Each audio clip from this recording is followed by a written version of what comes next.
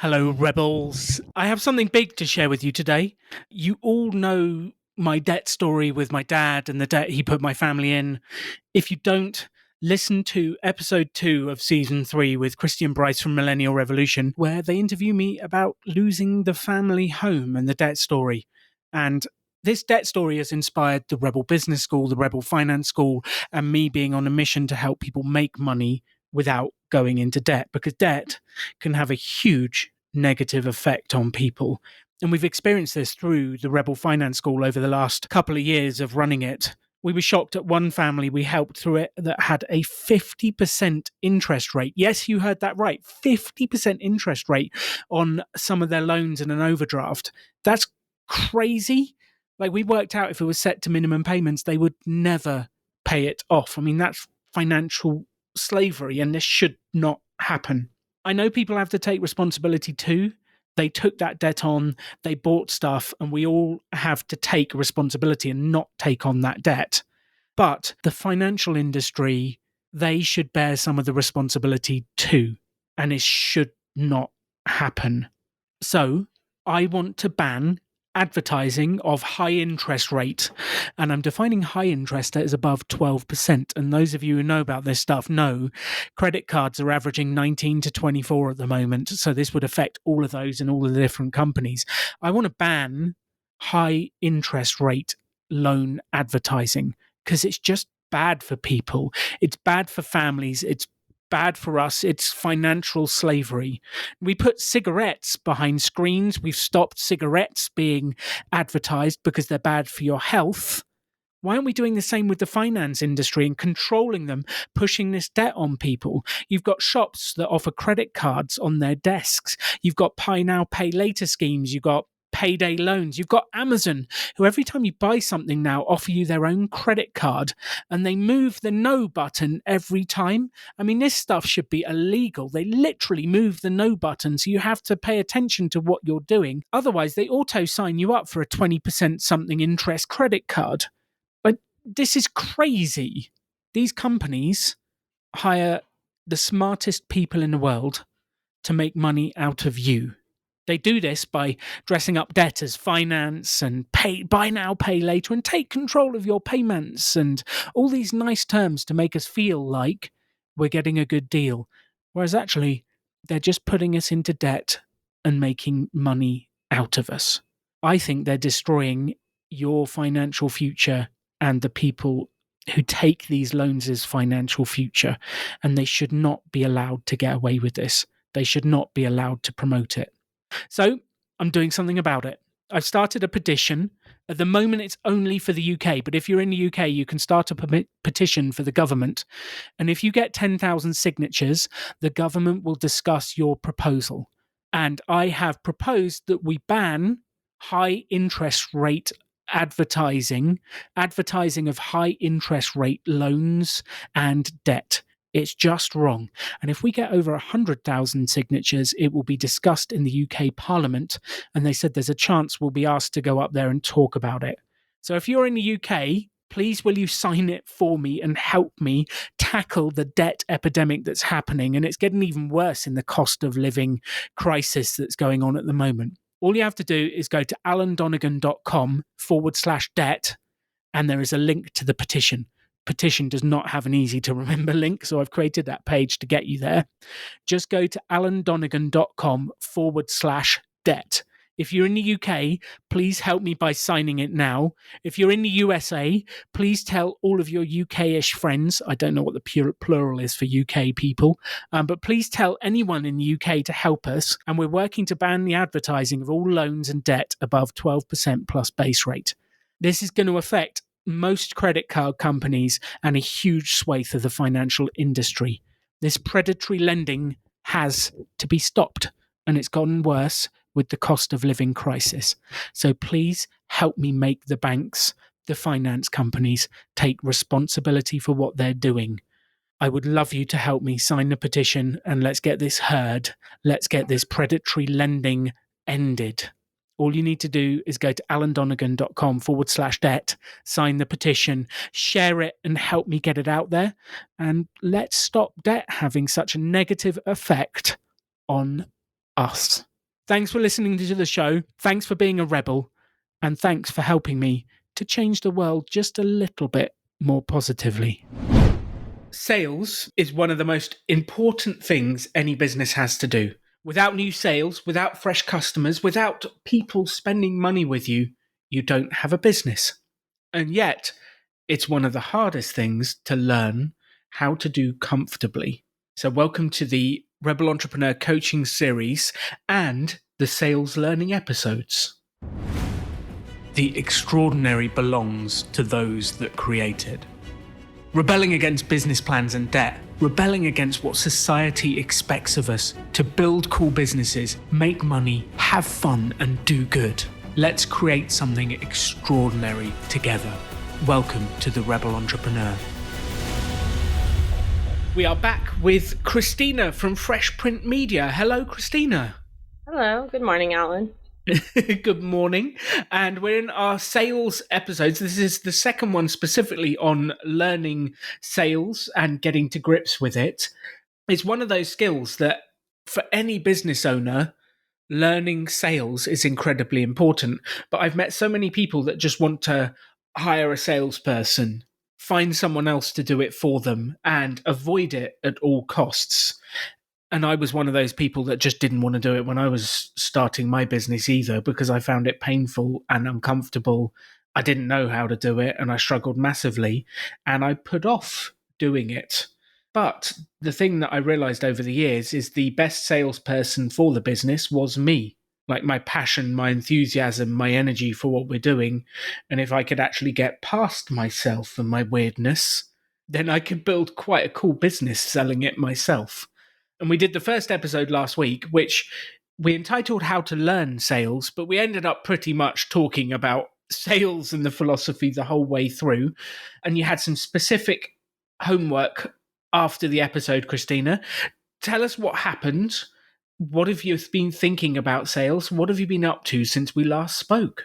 Since we last spoke, I dove into Brian Tracy, as you recommended, on YouTube. So there's a number of longer talks that he does that are on other channels, but he does have his own channel. And there's a lot of kind of short and snappy, like kind of 5 to 10 minute videos, which is really nice to break down and digest. Very specific on each like sub facet of sales. There's actually a lot of other like kind of business ones on there that I want to watch, but I was trying to focus on the sales ones for the time being. And then as kind of a extra, I've just finished reading this book called Never Split the Difference, written by Chris Voss, who is an FBI negotiator. And I think when I picked it up, I was like, yeah, I'm going to go out there and I'm going to negotiate my way into anything I want, which you can do. You can do, right? The tools will help you do that, but not in the way you think. You think, oh, I'm going to be like a ruthless negotiator and I'm going to like almost manipulate, right? Manipulative. Yes. But it's really more about psychology and a lot of the same principles that come up in the sales. And it's a lot of really the same stuff. So I found it very interesting how there was so much crossover, because you don't think of a hostage negotiation and a business deal necessarily being the same. But I like how he says, like, this does apply. Like, you're just taking the most extreme example of a negotiation and then going backwards. But it's the same. He's like, a lot of times when people talk about win-win, it's not. It's a lose-lose because everyone's giving up something they want. So it's like, how can you negotiate and everyone gets what they want and is happy? And that's kind of interesting. And it's interesting how much it crosses over with the other, like, sales-specific talk. Well, business is very similar in terms of when you're selling, you're trying to create a deal where they win, they get something they want, and you win, you get paid for doing the work that you want to do, and you're trying to negotiate that deal. And a lot of sales is about understanding the other side. So it's understanding, what do they actually want? What are actually their problems? Where are they actually focused? And I'm assuming that I've never done hostage negotiation and I hope never to partake in it.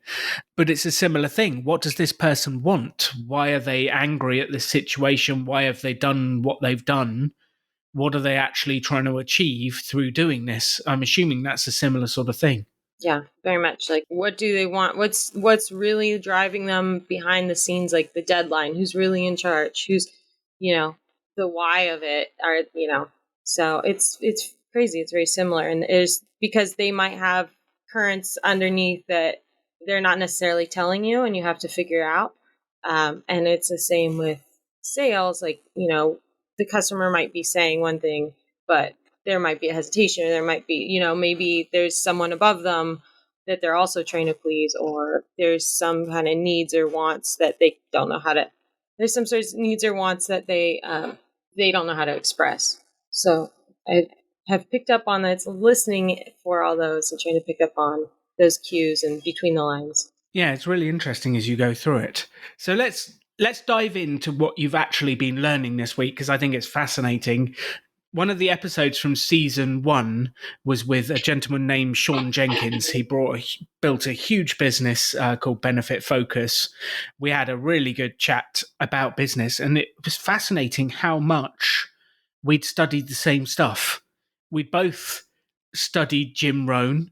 We both studied Brian Tracy, and it was incredible the overlap between what we'd learnt to build our businesses. And I don't often recommend other people's content, but Brian Tracy, his stuff is great, and he's got so much great content out there that's free without even getting his courses. It's unbelievable.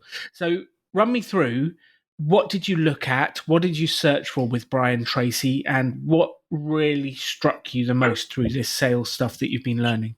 So initially, I just went on YouTube and typed in Brian Tracy, and there were a number of longer videos. Which, when you're eager to dive into something, is maybe not the best, because I'm impatient. So I ended up starting off with the shorter ones, and he actually has quite a few on his own channel. He has a series, so I really dove into the sales specific ones on his channel. Most of them are 5 to 10 minutes. And I've got a list if you want to go over anything specific. But I mean, even though they focus on maybe different facets of the sales process or different subtopics, it kind of distills down to the same things overall. Like, there's a lot of repeated themes throughout. So, what were the repeated themes? What kept coming up? Relationship is everything. Nurturing relationships is important. Listening to customers or potential customers, being a likable, friendly people person, generally trustworthy. And he is saying, the days are gone of that like classic salesman. Now it's fostering relationships over time and then being there when they want to, to capitalize on the need when it does arise. But it's really about the long game and building relationships. I love that. I love that, because that's definitely been my experience in sales. Is you find someone, you make friends, you connect, you find out what they need, and over the years you work with them and help them to get what they need. And one of my biggest customers then I was selling training courses was Microsoft, and I made friends, I connected, I delivered great value, and I ended up working with them for 10 years, running different courses, all sorts of different bits. And whenever they needed something, we would speak about what they need, what I could do. And it was just a really good relationship. We just, we'd made friends. It worked brilliantly. And they hired me whenever they needed something. And if we can find those, you probably only need, Christina, 5, 6 clients that hire you repeatedly each year for different campaigns. I think when people think about this, they think about selling vast volumes every day and keeping selling. But actually, when you get to it, if you can get 5 or 6 great clients, it's amazing what that does for your business. Absolutely amazing. I think for me it's a bit of a mindset change too, because I've always been I've always wanted to see instant improvement. It's been hard for me throughout my life to work towards something, not being able to see the results right away. And so really embracing and living in that whole thought of, okay, this is a process. You're not going to go out, make one offer, take one reach out, and then immediately book that thing, right? That's Yes. very, very rare, especially with, I think, a service, because that's more of like that's a relationship based transaction, because you're working back and forth together to create something. So with a product, maybe you can just plop it on Amazon and have a little better luck with just putting it out there. But services, that's rare. But I just have to, I really accept and embrace that, it's this process that we've been doing. But it would be nice to be like, oh, sent an email, oh, there's $15,000, cool, done. There's the order, I'm done. Next, yeah, wouldn't that be great? But it's not like that. It's not a gumball machine. So No, and it's really interesting. It's also like one of the things my wife says to me regularly is it's not linear. And linear is where you make one phone call, do one proposal and get one order. You do one thing and you get a result back. And sales is definitely not like that. You have to do many, many, many things before it starts to come in. And then actually after, I don't know, 3 months, 6 months of effort, maybe even longer, it all starts to kick in at the same time towards the end of doing this regular effort. But what most people do is they give up before they get to that point where the regular effort has paid up. And they're like, well, I've contacted this person 3 times. They never reply. Or I've spoken to them once and they're just busy. And then they just give up and they never follow up. They never follow through and they give up just before it's going to come through. And actually, that's what I did many times. It's what everyone does. Human nature is, oh, I've tried so hard and I'll just give up before the results come through. And I guess giving an example of that, I plan this podcast very far in advance because I want to have my content structured. I want to have this series built. It's now September. I've recorded nearly all episodes until March next year. So when people say, can I come on the show? I'm replying, well, I'm not looking for guests now. I'm going to have I'm doing what I'm doing. Come back to me next year. And I send them that message.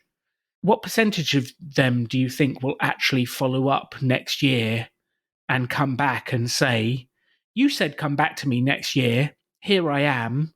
I'm still really interested in coming on your podcast. Here's my content. I like 1%.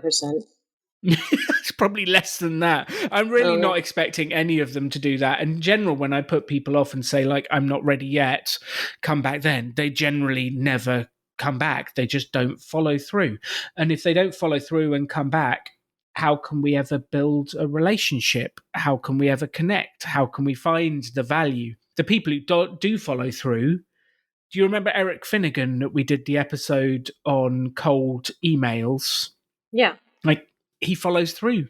He comes back to me. He says, let's speak in 6 months. And then we speak in 6 months and we build a connection. And it might not be right now, but it does work later.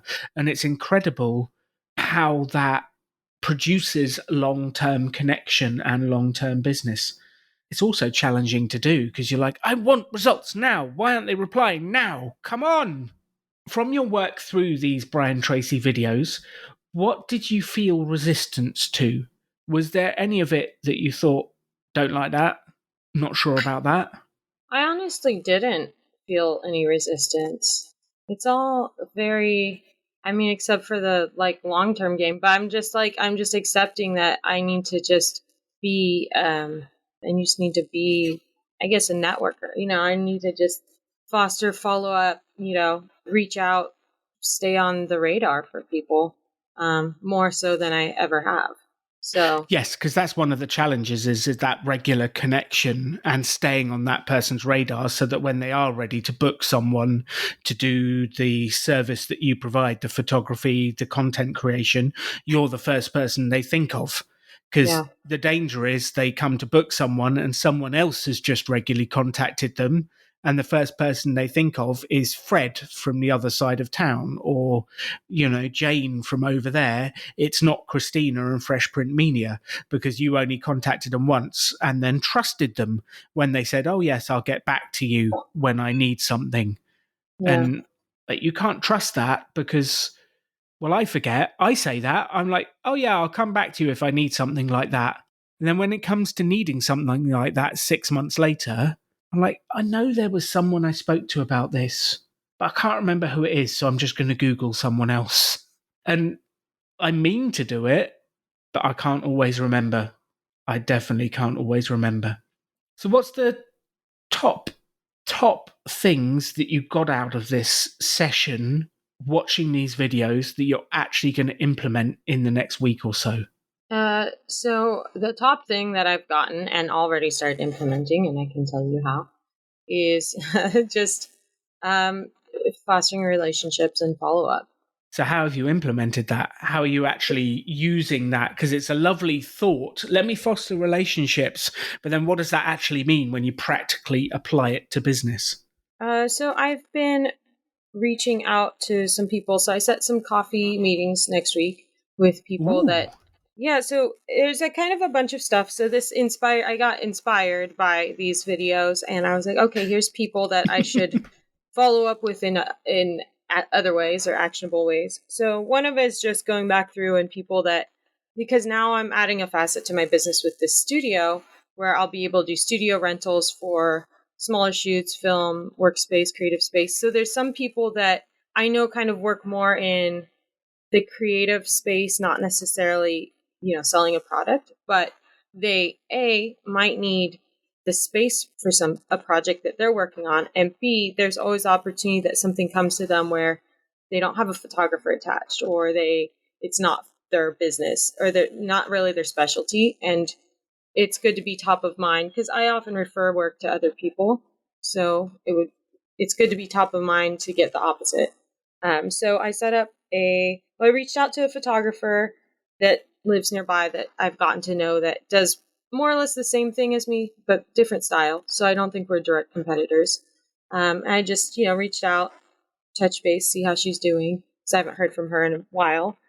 So it's just kind of fostering that side of it. There's another guy that responded. Actually, he owns a kombucha company, and he responded to like my fourth email, I think, saying this is just saying this is me with a link to his website, and he's a photographer as well, but much different style. But you can tell that the stuff on his Instagram is like professional, but definitely different style than what I do. I was like, oh, fantastic. This is great. Like, I love your work. And I added him on LinkedIn. And it looks like he has had a studio here in LA. And so then I thought, you know what? Because I was just like, I was a little miffed, to be honest. So he's like, oh, this is me, just at the link. And I was like, oh, so you're a photographer too. Ooh. But then I looked at it, I was like, it's totally different. And I was like, well, why not just like foster? He might get a project that comes to him. It's not his style. And he's like, oh, that girl does that kind of stuff. So I also just reached out and said, hey, it looks like you've had a studio in LA before. Can you give me any recommendations? I was thinking of using Peer Space to rent. And he's like, oh, yes, I have lots of experience with this. Here's my number. Like, let's talk. And so Awesome. so I reached out and I set a coffee meeting next week. And then I had a food stylist reach out who's like, if you have any upcoming projects where you need a food stylist, which I might very well. And I just responded. I said, oh, it's great to meet you. I'll keep you in mind. And then I thought about it. And then yesterday I reached out and said, hey, do you want to get coffee? Because again, she might have someone that comes to her with a project that doesn't have a photographer attached. So stuff like that. I've reached out to some other people that I just haven't talked to in a long time that are in adjacent spaces.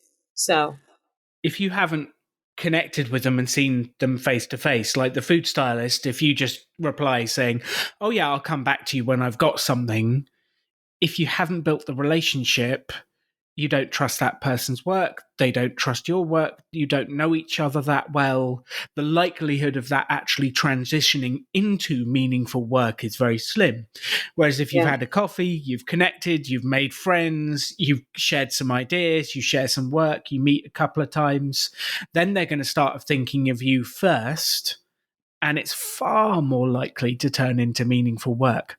But if you don't do those coffee meetings, if you don't network around those people, you just don't build the relationships that actually lead to work. So I love this. So you're yeah, booking coffee meetings, you're yeah. going to see people face to face, have coffee, stare them in the eyes, and make friends. This is Which is excellent. actually, it's much more comfortable than phone calls. Like, it would be great to just sit behind my keyboard and like do, but I think, FaceTime or voice is really important. And in person is much more comfortable to me than than a phone call. So if I can, I think it's great to be able to meet people in person. I would totally agree. It was way easier for me to meet people because then I can actually see them face to face, ask them questions, get interested in them, connect with them. I found phone calls, like, to me, the purpose of the phone call was to get a meeting. That was Yeah. the whole purpose, because I knew phone calls, I just couldn't build the connection enough to be able to get where I wanted to.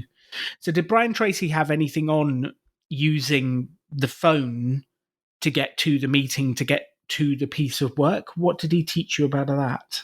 I haven't seen too much of that. So I think because a lot of his videos are probably very much based in still using the phone. He did have a video specifically for working remote and working from home as far as that. But even in that, he said leverage phone calls, utilize video messaging. Again, those seeing, hearing inflections and everything that you can't really get through an email. So, but I think a lot of this is very much based on still like utilizing a phone as part of it, or in-person meetings. One of his videos, he's like, 9 to 5, people are in the office, people are available. You are not doing paperwork. You're not doing admin time. You are reaching out. If your customer's available, you are doing customer FaceTime, whatever that might be, I or love voice that. And time. he's exactly right. He's exactly right. Like, that's the sales hours. If you Yeah. don't have business, that's the time to sell. It's not the time to watch his videos, to do other stuff. It's the actual sales time. And I would add one small piece to that is people think, oh, it's Friday afternoon, I shouldn't do sales calls because people will be busy. Or it's, 8 a.m. before work, I shouldn't do sales calls because people are busy. Actually, I've found that those are the best times to do sales calls. Because if you do it on a Yeah. Friday afternoon, people are quite often relaxed, thinking about the weekend. They're more open to have a bit of a chat. If you do it at 8 a.m., it's before the front desk gets in. So you quite often get through to who you want to get to without being blocked by a receptionist or someone else. And it's really interesting as you start to make more calls. You just need to do it. It's just the number of calls we do. It's the amount of connection. It's the reaching out. Did he cover anything about the volume of calls, the sales, like how many you had to do? No, not yet. I mean, he gave like percentages, like if you're under what you want and this is your conversion rate, then this is how much, up it certain amount. But no hard numbers. So, what are you thinking about the volume of your outreach that you need to do currently? Just more. Just more. Just Just more. more. So more could mean one, it could mean anything. What are you actually planning in terms of, because we spoke last time about the 20 companies of this type, 20 companies of this type, 20 Yeah. companies of the next type, that you were going out to and reaching out to. Yeah. Where are you with your lists of different companies? We had the old list that we were working through with the Eric Finnegan emails. Yeah. It feels like we have lots of different lists in We do. different places. Well, there's 2 active ones right now. So it's about 40 companies. So I'm sending about on average 40 emails a week right now. Awesome. And then I'm working on the new, like, kind of, I call them waves. So that I'm working on the new wave. And I need to get back and revisit the old one, but I know that that's going to take a little, like, researching because some of those people have moved on or changed. So that always takes research time. But we're about 40 emails a week. I do have on my Instagram with the engagement, like reaching out to the same companies, in other way, not necessarily direct, but commenting and being active on their profiles. And outside of that, I just need to reach out more to, I think, past contacts, past clients, following up, seeing how people are at, or where they're at, how they are. And one of the things I was thinking is just when I call people is I want to write myself a list of questions and ask the open-ended questions, like both Brian Tracy and Chris Voss talk about open-ended questions, and we talked about these last week, how do you do that? Where do you do that? What's your process? More like asking about their business instead of telling them about what I do. Kind of information gathering in a way. Yes, the information gathering part of this process is very important, because that's the first step to any sale, is understanding what they do. The questions I would be asking is, so how do you get the content for your marketing for this beverage? Like, how do you produce it? How do you come up with the ideas? How do you create it? How does it flow through? How do you measure whether it's working for you or not? I'd be fascinated. I'm fascinated anyway. Can we get them on the phone together, Christina, now and make the phone call? Because I'm interested. Maybe. I don't know. So it's those questions you want to ask and connect with. And sometimes you ask one question and it leads to an entire 30-minute conversation about what they're going and what they're up to. It's really fascinating. Have you had a chance to practice that yet? Or you still just need to write the questions to get ready? I need to write the questions to get ready. I have some ideas from our last call as a jumping off point, and then I have some kind of framework, especially from the Chris Voss book, that I can use as well. And one of the things he talks about is asking how questions, which you just used a bunch of how questions, but because they make your counterpart solve your problems for you. So it's like, how is this going to happen? It makes them kind of tell you how they want it to happen. I thought that was fun. Tell you what's going on. They tell you what they want and how they want it to work. And they'll tell you normally they'll tell you their dream version of, this is how I would love it to work. This is how it currently works. And you can even build that into your questions. Okay, so that's how it currently works. Is there a way it could work for you better? Like, how would you ideally have this process working for you? Would be an interesting question. I think this is something important for everyone listening to this to do right now, is what are the questions you want to ask your clients when you get them on the phone, when you get them face to face, when you get to a meeting? What do you actually want to ask them? I think this is a fascinating exercise. So if you're listening to this right now, I'd love you to write down what's the 5 questions that you are going to ask to understand these people. It's so important. The quality of your questions will directly determine the quality of the answers you get. Ask a rubbish question, get a rubbish answer. Ask an insightful question, you'll get a pondering person who'll give you a really good answer. And Simon, my business partner, likes to say the quality of the question you ask is determined by the length of pause that people have before answering it. So if they can just answer it off the top of their head, you've probably not asked that insightful question. You're not making them think. If they really struggle to answer the question, you've really got them thinking. So Christina, what are the 5 questions you would like to ask these potential clients to be able to understand them better? Yes, I like yours. How do you get the content for your marketing or campaigns, etc. Language, we could tighten that up. But how do you get your video and photo content? How could it work better for you? How is it? Yeah, how could it work better for you? I think is good. I think that's probably one of the last questions to ask before we've understood them. Because at the moment, we've just got sort of the process at the moment, and there might actually be some more questions around their process, what they do, all of that sort of stuff, before you get on to how could we improve this.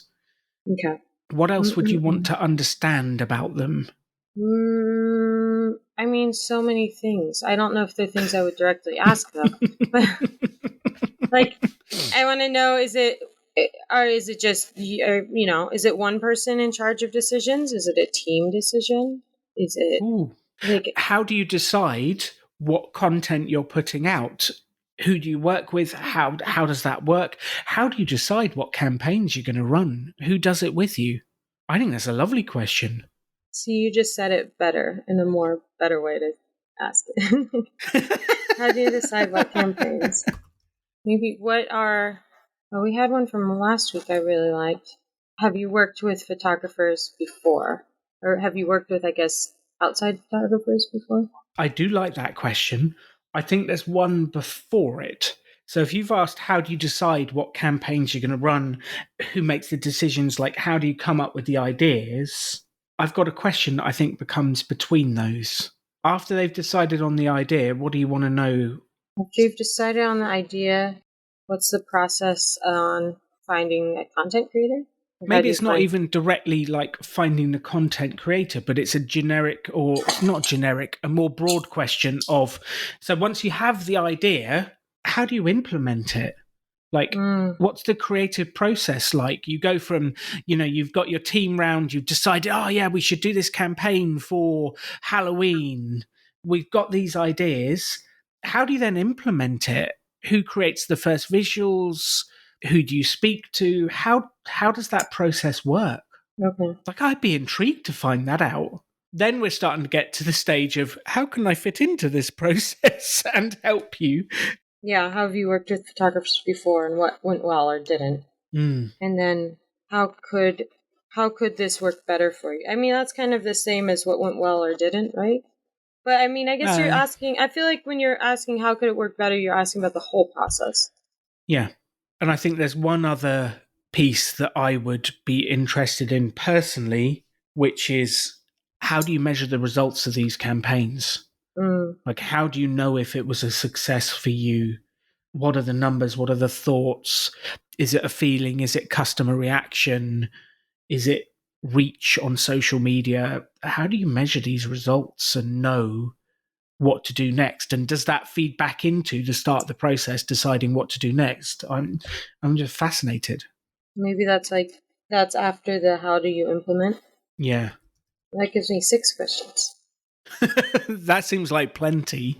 Yeah. I feel like any one of those questions would kick off an incredibly great conversation with someone.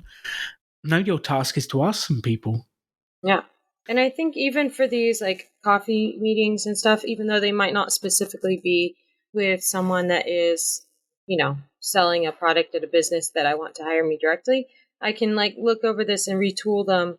I think I'm going to have a higher level of research and preparation moving forward for stuff because I definitely feel better if I've thought about the specifics, the conversation, like a bit of a script, loose script.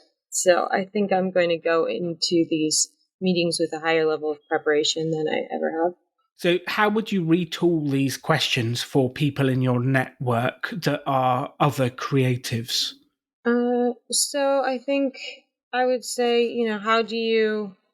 I think it depends on for this question. It depends on the level of like how close you are. But you could ask if you have a better, a closer relationship with someone. You could ask, how do you find clients? And you could also make that a like, here's what I've found helps. How are you finding clients? So it's more of a share, back and forth. I love that. I love that. How do you find clients? How are you working on it? What have been your best clients? What have you enjoyed the most? Yeah, I like that Um, because that doesn't, it could come off if you say, how do you get clients? It could come off a little, bad, but Tell me your process. I need to yeah. know how you get clients so I can copy you and steal them all. No, Well, but that's the it just thing. depends on the Yeah. way you ask it. Yeah. But even like the person, like the food stylist, so that might be a good person to ask that direct question because we're not trying, we could actually book them together rather than being in direct competition. So say, how See, do I you love find, that. So I think that it really varies, I guess, on the person. I say, It's when easier if they're not direct competition. It's yeah. far easier. And with the food stylist, you could easily ask, have you ever collaborated with other people to win clients together? Mm-hmm. And that would be an interesting question to find out if they had, what their experiences were. Because finding that little community of people that you're all trying to book the same clients, but for slightly different things, like Yeah. we don't need to duplicate all the sales work all the time if we can do it with other people. Yeah. And then instead of how do you decide what campaigns to run, maybe how do you select which jobs to take? See, or do you have, maybe it's more like, who do you work with? Do you have a team on your end? Mm. Yeah. Yeah. Do you have a group of people you collaborate with? Yeah. How do you work? How has that happened? I think that's a fabulous question. And you'll start to really understand the network of people that work in your industry around you. And I'm always amazed how small and tight the networks are in every industry. And I don't care what you go to, you end up going, oh, do you know this person? They go, yep, I know that person. We've worked with them. We've worked with them. And there's like 10 or 15 people that everyone knows that are the people in that industry, in that space. And I don't care whether it's selling photocopiers, whether it's photography, it doesn't really matter whether it's food. There's 10 to 15 people in your area, in your industry that you probably ought to know and be networked with and probably become one of. That everyone knows these are the people to speak to in this industry, in this area. And it's crazy how small a list it is. It's always small. I don't care Yeah. what size your industry is. It comes down to a few people that are making it happen. Yeah. And moving into, I think with the, once you have an idea, how do you implement it?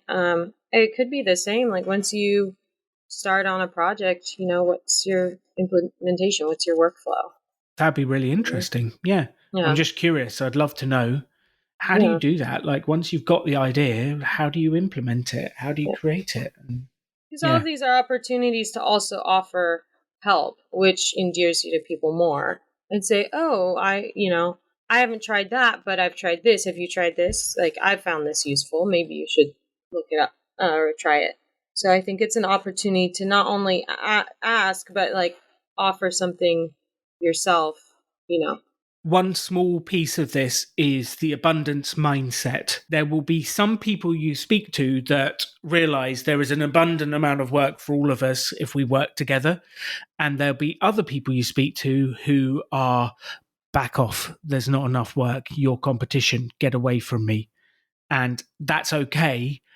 But I just wanted to warn you, there might be a couple of these conversations you go into where they don't think quite like we do.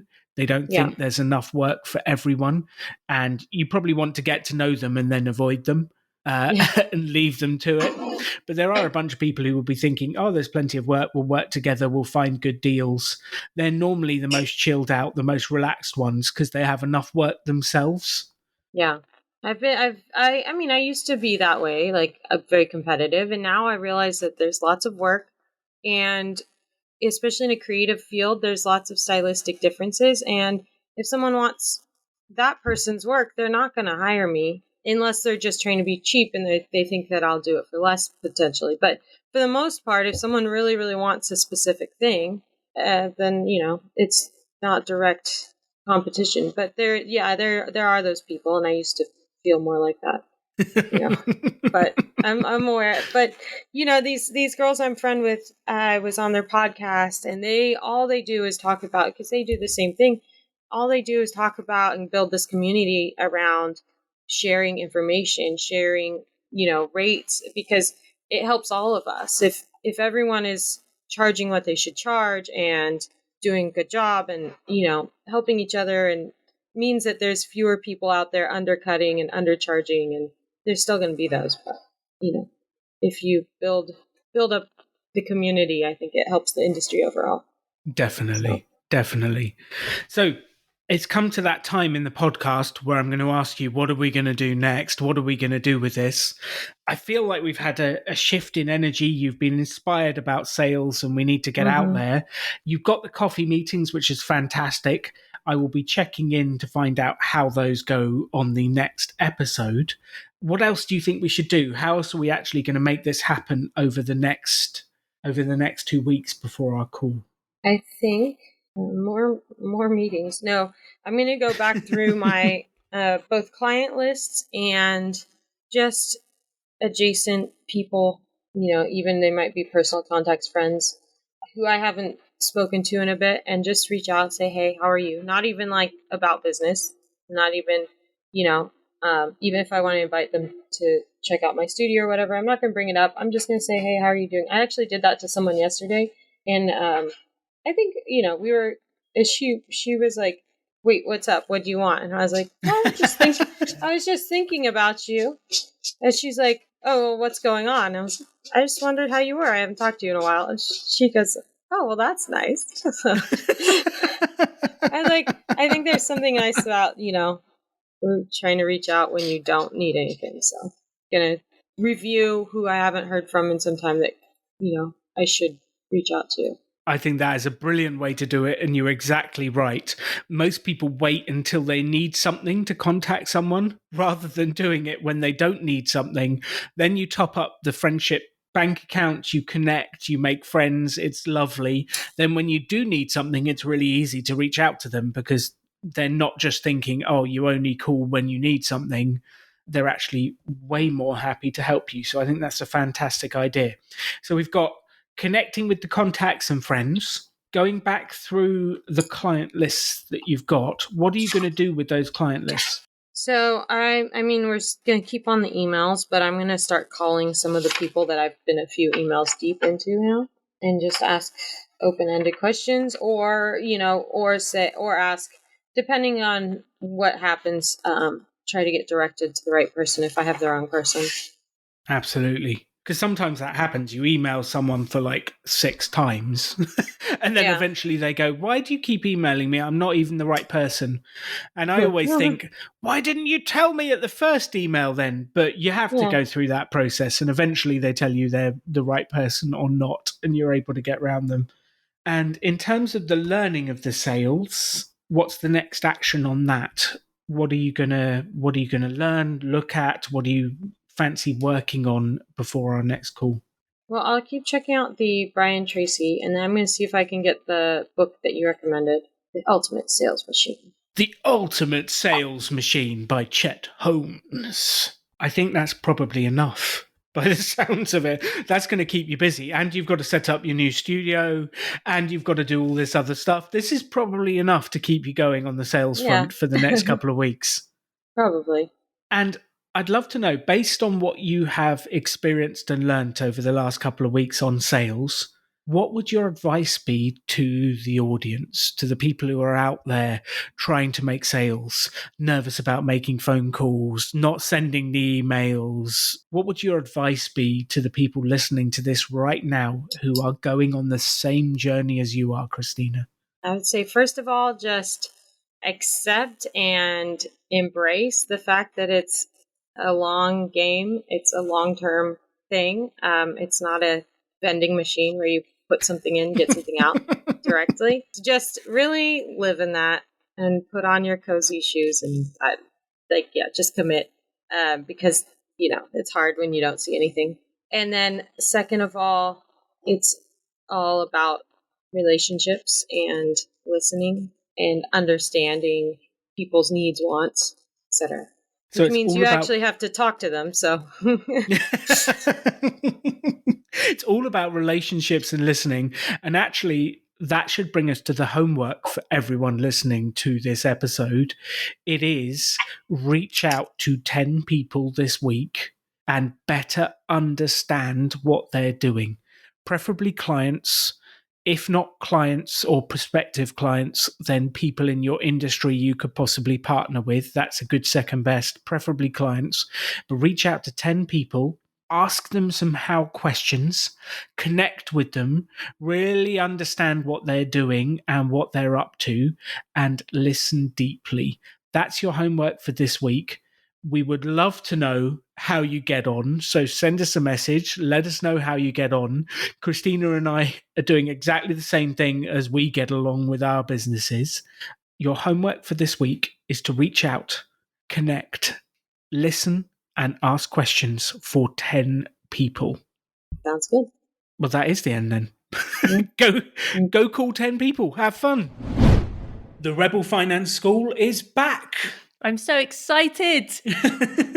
My wife, Katie, and I are here. We are bringing back the Rebel Finance School for this year's version, RFS 2022, and we will be running for 10 weeks, helping people to get control of their finances. Can't wait. It starts on Monday, 23rd of May, runs for 10 weeks. It's completely free. It'll be online, runs every Monday for 10 weeks.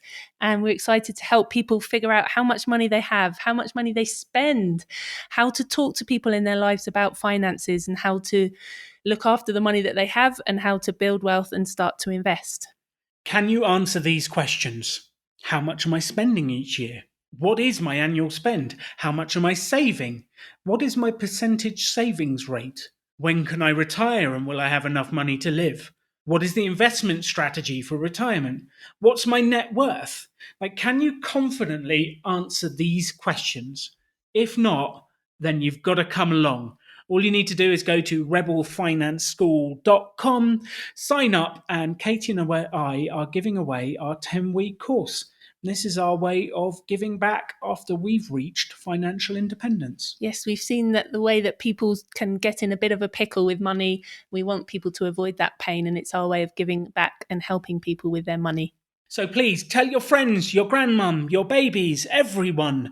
Rebel Finance School is back. You can find it on the Rebel Business School social media and share it there, or you can find me on social media and share it there. Just please tell people about this. We want to make a genuine difference in people's finances. With the cost of living crisis, with high inflation, now is the time to help people take control of their finances at Rebel Business School. Let's do this, Alan. Sign up, rebelfinanceschool.com. You can have any life you want to. Choose to build something cool. Choose to take action. Choose to work to make your dreams become reality. Stand out. Be different. Be yourself. Be a rebel entrepreneur.